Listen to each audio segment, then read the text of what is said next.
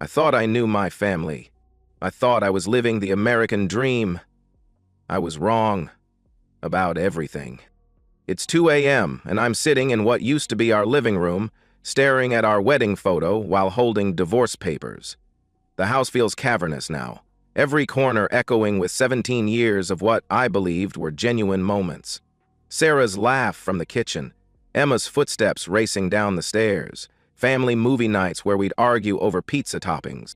All of it was a lie, or at least the last year of it was. My name is David, and I'm a 45-year-old architect who spent 2 decades building what I thought was an unshakable foundation. Sarah, my wife of 18 years, worked as a marketing director downtown. Our daughter Emma, 17 and brilliant, was headed to Northwestern. We lived in Westfield, New Jersey, in a colonial I'd renovated myself. The perfect suburban dream. The facade was flawless. Dinner parties where Sarah charmed my colleagues. Emma's achievements displayed on the refrigerator. Family vacations to Martha's Vineyard. Christmas mornings with too much coffee and wrapping paper scattered across hardwood floors I'd refinished by hand. But facades can hide structural damage until the whole building collapses. The unease started 6 months ago. Sarah began working late more frequently, coming home with vague stories about demanding clients. Her phone, once casually abandoned on counters, became permanently attached to her hand. When I'd ask about her day, her answers grew evasive.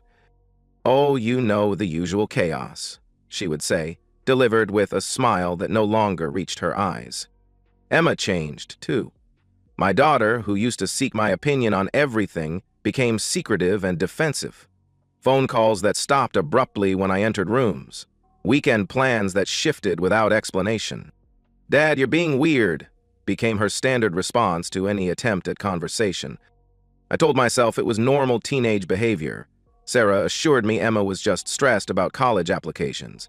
We were a team, addressing our daughter's growing independence together. Except we weren't. The first concrete evidence came 3 weeks ago. Sarah claimed to be at a client dinner, but her location services showed her phone at the Marriott downtown. She came home at 11:30 p.m. with an elaborate story about restaurant mix-ups, her hair slightly mussed and her lipstick completely gone. That night, lying beside her as she slept, I acknowledged what I'd been refusing to see. My wife was having an affair. My daughter was helping her hide it. The breaking point came last Tuesday. I watched Sarah sit in her driveway for 10 minutes, talking on a phone I'd never seen before. She was animated, laughing, touching her neck in a way she used to touch mine. When she finally came inside, I was waiting. "How was work?" I asked. "Exhausting. Marcus had us in meetings all day," she replied. Marcus Wellington, her boss. According to Sarah's previous descriptions, a demanding perfectionist who made her life miserable. Yet she'd been smiling like a woman in love. That evening, while Sarah showered, I went to her car. Inside the glove compartment, beneath registration papers, I found a second iPhone in a pink case I'd never seen. Password protected. I stood in our driveway, holding evidence of my wife's betrayal, and felt something inside me crystallize. Not heartbreak. That would come later. Not rage. That was too hot for what I needed to do. Instead, I felt the cold, methodical clarity I brought to complex architectural problems. Sarah had built a structure of deception. Emma had helped her reinforce it. Now I was going to study every beam, every joint, every weak point, and then I was going to bring it all down with the precision of a controlled demolition. I returned the phone and went back to my office. I opened a new folder on my computer titled Project Documentation. Then I began my education in betrayal, starting with surveillance software and a call to my brother Mike, who'd worked private security. Some architects build, others renovate. But sometimes, when the foundation is rotten beyond repair, the only option is complete demolition. The investigation consumed me with the same obsessive focus I brought to my most complex projects. Working from my home office, I began mapping the structure of Sarah's deception with architectural precision. I started with data. Our cell phone bills revealed a number that appeared 47 times over 2 months, all calls lasting between 15 and 60 minutes, always when I was away. Credit card statements showed expensive lunches at restaurants I'd never been to, charges at Victoria's Secret for lingerie I'd never seen, and hotel parking fees that coincided with her supposed client meetings. The surveillance software I'd installed proved devastating. Sarah's phone synced to our Wi-Fi, backing up deleted messages to our shared cloud storage. Reading them felt like performing surgery on myself without anesthesia. Sarah had written, "Can't wait to feel your hands on me again," sent while I was upstairs in my office. Another message from her, "The way you kissed me in the elevator made me forget my own name," sent the same day she told me about a boring budget meeting.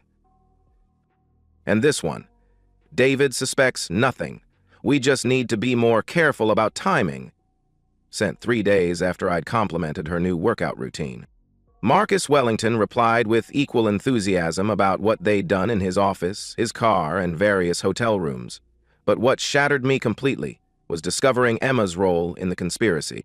The messages between Sarah and Emma revealed collaboration that made me question every interaction I'd had with my daughter.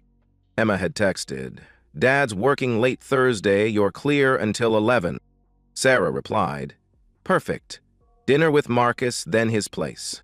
Emma wrote back, "Want me to mess up the kitchen so it looks like I cooked?" Sarah responded, "You're brilliant. Extra $50 0 cents in your account tomorrow." My 17-year-old daughter wasn't just covering for her mother's affair. She was being paid for it. Emma's college account showed regular transfers from Sarah, ranging from $50 0 cents to $200 0 cents, always coinciding with nights Sarah claimed to be working late. I printed everything. Screenshots, bank records, location data, call logs. I organized it chronologically in binders with tabs and color coding, the same system I used for construction documents. The emotional progression was like watching a building collapse in slow motion. First heartbreak. Discovering the woman I'd loved for 20 years had been describing our intimate moments to another man as boring and routine. Then, rage. A white-hot fury that made me want to confront them immediately. But I forced myself to think like an architect, not a betrayed husband. Demolition requires careful planning. Rush the process, and you destroy surrounding structures. Mike's investigation revealed that Marcus was using company resources for the affair. Hotel charges on his corporate card, justified as client entertainment, but cross-referenced with Sarah's location data to confirm they were together. He'd been giving Sarah gifts that created potential tax implications for both of them. More importantly, Marcus was married. Rebecca Wellington had no idea her husband was conducting an affair with his employee. Through my professional network, I discovered Rebecca's interior design firm was being considered for several high-profitable projects. If word got out about Marcus's behavior, the scandal could destroy both their careers. But the cruelest revelation came from Emma's phone records. She hadn't just been covering for Sarah, she'd been manipulating both of us, playing us against each other while collecting benefits from both sides. When I was strict about curfew, she'd tell Sarah I was being unreasonable. When Sarah tried to set boundaries, Emma would come to me with stories about her mother being unfair. She'd been lying about college applications, too. The partial scholarship to Northwestern? It didn't exist. She'd forged the acceptance letter and used fake emails to make me believe we were responsible for only $30,000, 0 cents per year, instead of the full $75,000, 0 cents tuition. Sitting in my office at 3 a.m., surrounded by evidence of my family's betrayal, I made a decision that would have horrified the man I was 6 months ago. I wasn't going to confront them. I wasn't going to give them a chance to manipulate me with tears and promises. I was going to systematically dismantle their lives the same way they'd dismantled mine, through careful planning, strategic execution, and perfect timing. I called Elena Rodriguez, a divorce attorney whose reputation for ruthless efficiency was legendary. Her retainer was $15,000, 0 cents, which I paid from a business account Sarah didn't know existed. The controlled demolition was about to begin. Elena Rodriguez's office occupied the 32nd floor of a Manhattan high-rise, with commanding views of the city below. She was 45, impeccably dressed, with steel-gray hair that suggested both professionalism and an unwillingness to tolerate nonsense. "Mr. David," she said, reviewing my binders, "this is the most thorough documentation of marital infidelity I've seen in 20 years of practice. I'm an architect. I don't build anything without a solid foundation," I replied. "Good, because we're going to build something that will ensure your wife never recovers from this divorce." Elena spread the evidence across her table like blueprints. New Jersey is an equitable distribution state, but adultery impacts alimony calculations. With this documentation, Sarah won't see a penny of spousal support. Over 2 hours, Elena outlined a strategy operating on multiple fronts. Legally, we would file for divorce based on adultery, seeking full custody and maximum financial settlement. But the real structure involved exposing the affair in ways that would destroy both Sarah's career and Marcus's professional life. The key is sequencing. We expose Marcus first, which eliminates Sarah's support system and probably costs her the job. Then we file divorce papers when she's most vulnerable, she explained.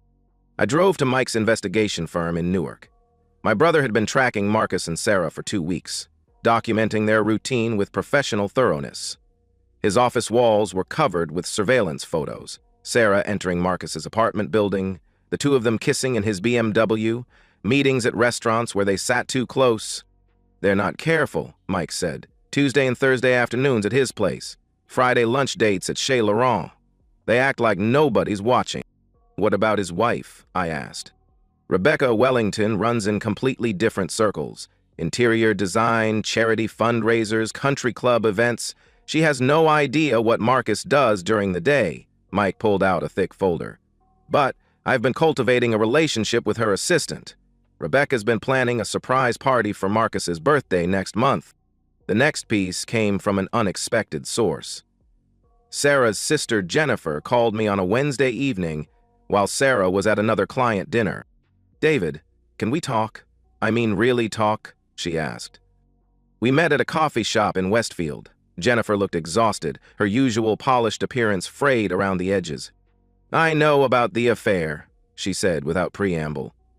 "I've suspected for months, but I saw them together last week at the Marriott bar." "Why are you telling me this?" I asked. "Because I love my sister, but what she's doing is destroying you and Emma, and because Marcus promised Sarah he'd leave his wife for her. He's lying.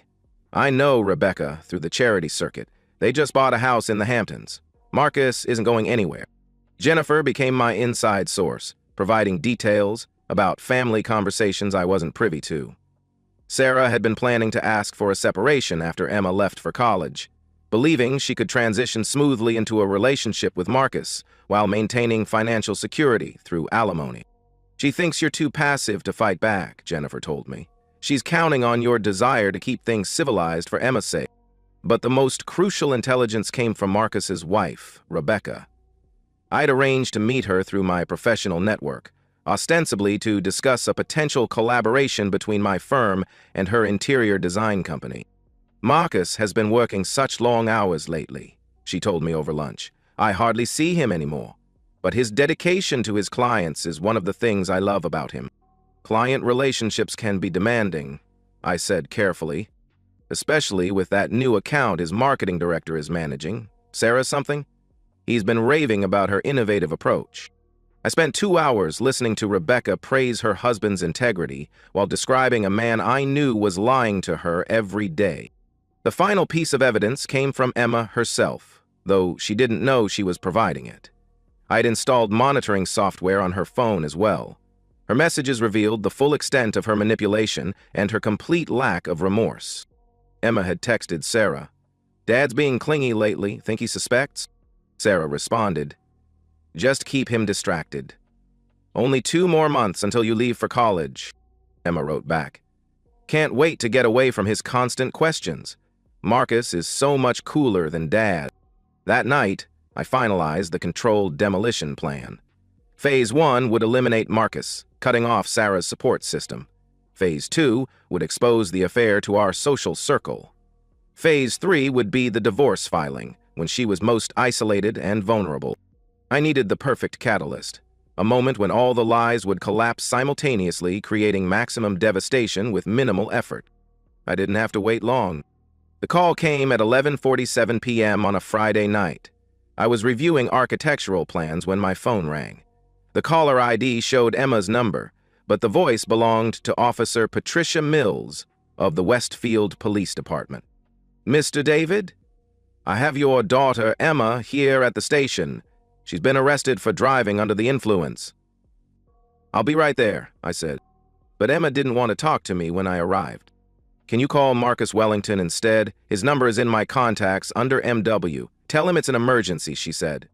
The words hit me like a physical blow. My daughter, arrested and scared, wanted to call her mother's lover instead of her father, but instead of heartbreak, I felt the cold satisfaction of a perfectly timed opportunity. "Of course, sweetheart. I'll call him right away," I told her. I drove to the police station with my phone recording the conversation I was about to have. Marcus answered on the second ring, his voice thick with sleep. "Marcus? This is David, Sarah's husband. Emma asked me to call you. She's been arrested," I said. "What? Why would she? I don't understand why she'd want me," he stammered. "She said to call MW. That's you, right, Marcus Wellington?" I let the silence stretch. "She seemed to think you'd know what to do better than I would." "David, I think there's been some confusion," he started. "No confusion at all. Emma's at the Westfield police station, DUI arrest. She specifically asked for you instead of her parents." Another pause. "Unless you can help for some reason?" I hung up before he could answer. At the police station, Emma sat in a holding cell, still wearing the short black dress she'd claimed was for a study group. "Dad, did you call Marcus?" she asked. "I did. He seemed surprised that you'd ask for him instead of your parents," I replied. Emma's face went white. Mom always says he gives good advice." "Emma," I kept my voice gentle, "I know about the affair. I know about everything." She stared at me, then tried to shift into manipulation mode. "Dad, I don't know what you think you know." "I have all the messages, Em. Yours too. The alibis, the payments, the lies about college." The tears started, but they were tears of panic, not remorse. "You don't understand. Mom's not happy. You work all the time, and Marcus makes her feel special." "And what's your excuse for taking money to help destroy our family?" I asked. "I needed the money. You're always so controlling about my spending." Emma's expression hardened, revealing a coldness I'd never seen before. "Mom deserves to be happy, and Marcus is better for her than you are." I left her in the cell while I completed the bail paperwork, using the time to text Mike and Elena. "It's time. Execute the plan." By 8 a.m. Saturday morning, Marcus Wellington's world began to collapse. The emergency board meeting at Wellington Marketing convened at 9 a.m. I arrived carrying a briefcase full of evidence and accompanied by Elena as my legal counsel. "Gentlemen," I addressed the board, "I'm here to discuss a serious liability issue that affects your company's legal exposure." I laid out the evidence methodically. Documented proof of Marcus's affair with Sarah, misuse of company resources, potential sexual harassment claims, and violation of ethics policies. I presented hotel receipts charged to corporate accounts, email records of personal meetings during business hours, and photographs. "This relationship creates significant legal liability," Elena explained to the board. "Any employee could claim the workplace has become hostile due to preferential treatment." When confronted with overwhelming evidence, Marcus finally admitted the relationship. The board voted unanimously to terminate both Marcus and Sarah immediately. I drove home to find Sarah waiting in our kitchen, holding her phone with shaking hands. "David, I can explain," she began. "No need." I placed the divorce papers on the countertop. "Everything you could possibly explain is already documented." Sarah picked up the papers with trembling fingers, scanning pages with growing horror. I'd filed for divorce based on adultery, seeking full custody of Emma, complete ownership of our assets, and financial compensation. Sarah cycled through denial, anger, bargaining, and desperation, but I'd heard it all before in her messages to Marcus. Every promise she made now contradicted something she'd written to him. "Where am I supposed to go? You're taking everything," she pleaded. "You should have thought of that before you decided I was boring and routine." I replied. The controlled demolition was complete. Marcus had lost his job, his marriage, and his reputation. Sarah had lost her career, her income, and her security. Emma had lost her college fund and her assumption that actions wouldn't have consequences. For the first time in months, I slept through the night. 2 years later, I sit in my new office on the 41st floor of a Manhattan high-rise, designing sustainable communities for families who still believe in forever. Floor-to-ceiling windows frame the city skyline, and everything reflects clean lines, honest materials, and structural integrity. My architectural firm, David & Associates, has grown to 12 employees. We specialize in authentic architecture, buildings designed from the inside out, where form follows function and nothing is hidden behind false facades. Sarah lives with her sister Jennifer in a 2-bedroom apartment, working as a marketing coordinator for a small nonprofit, the only position she could find after word spread about her firing. She makes $38,000, 0 cents a year now, compared to the $95,000, 0 cents she earned before she decided our marriage wasn't worth preserving. Marcus Wellington's fall was even more dramatic. Rebecca's divorce attorney was as ruthless as Elena, and Marcus lost half his assets along with his reputation. He works now as a regional sales manager, making 1/3 of his previous salary. Emma, now 19, works part-time at Target while attending community college. The Northwestern scholarship that never existed has been replaced by financial aid forms and student loans she's learning to navigate alone. She tried to reconnect with me several times, but her letters read like customer service scripts. Calculated apologies designed to restore access to my money rather than expressions of genuine remorse. The last message I received from her: Dad, I know I messed up, but I'm your daughter. Don't you love me enough to forgive? I replied with equal honesty. Love isn't the issue, Emma. Trust is. You chose to participate in destroying our family for money. Those choices have consequences. Elena and I have been dating for 8 months now. She understands both my capacity for strategic thinking and my need for absolute honesty. We build something based on mutual respect rather than romantic fantasy. People ask if I regret what I did. The truth is, I regret believing in people who saw my trust as weakness. I built my life like I build my buildings, with precision, integrity, and attention to every detail. They tried to demolish it with lies and selfishness. I simply returned the favor, using the same tools they used against me: deception, manipulation, and strategic planning. The difference is, I was better at it. I learned that sometimes the only way to save yourself is to let everything else burn down. I'm not the same man who trusted blindly. I'm someone better, someone who builds his life on truth instead of hope. Some foundations can't be repaired. They have to be completely demolished and rebuilt from scratch.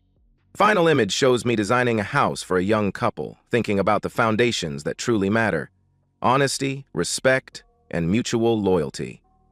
I've built a new life with people who've earned my trust through actions rather than words. And that's the end of today's story.